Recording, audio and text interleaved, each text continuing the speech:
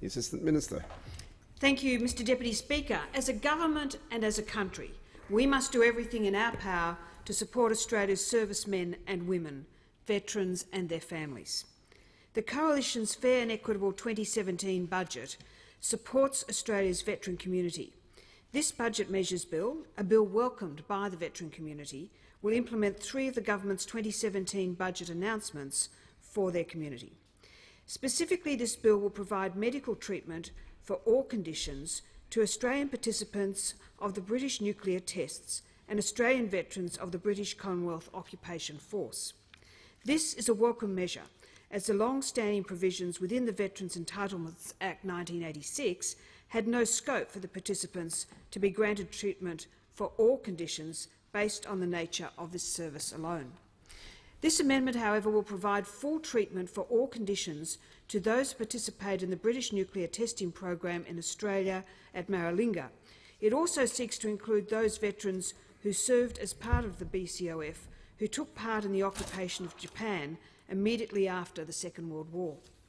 In recognition of these veterans' possible exposure to ionising radiation, the government will provide a gold card to veterans which will enable them to access medical treatment for all conditions.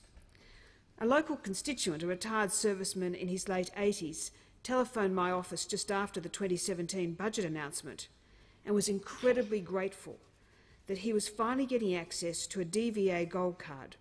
For him, this not only provides certainty for his health care, it also forms a significant recognition of the invisible danger to which he and many of his fellow colleagues were exposed.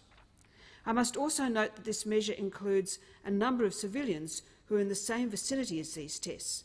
This includes pastoralists and members of the Indigenous community.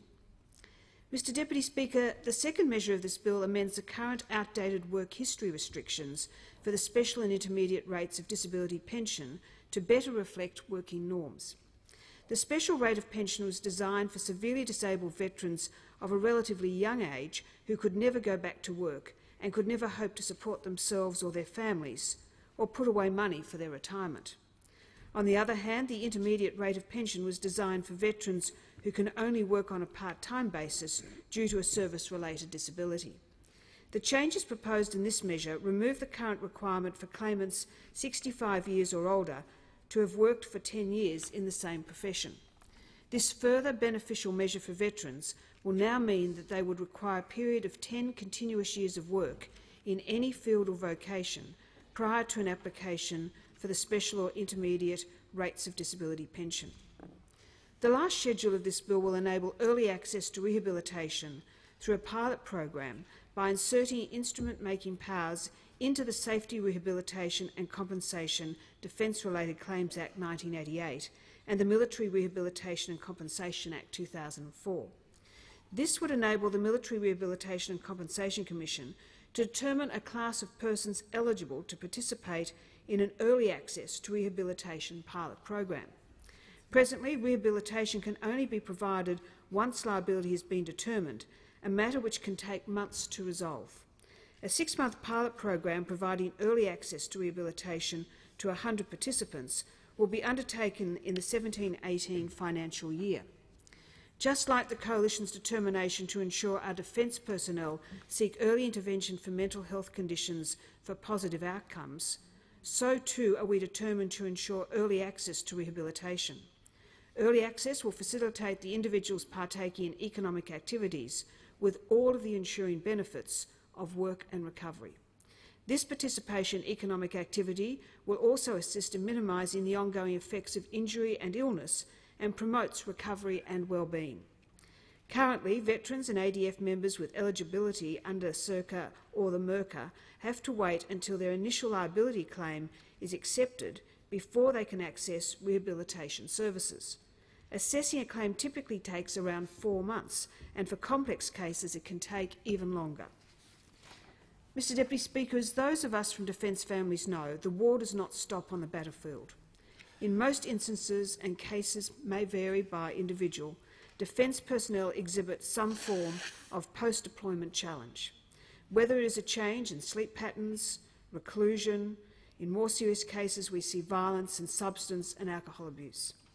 The families of deployed servicemen and women bear the brunt of military life, and so it is fitting that there are organisations in Australia who seek to help those who fall on hard times. I segue now to an organisation of which I am patron and in which I take a great deal of interest and support, Wounded Heroes. Wounded Heroes is a national community organisation established in 2008 to provide first response support services for deployed personnel, the wounded and their families. As an emergency crisis provider, Wounded Heroes provide short-term emergency relief payments to individuals and their families. This can mean paying to turn the electricity back on or filling the fridge with food if the family is going through a challenging time.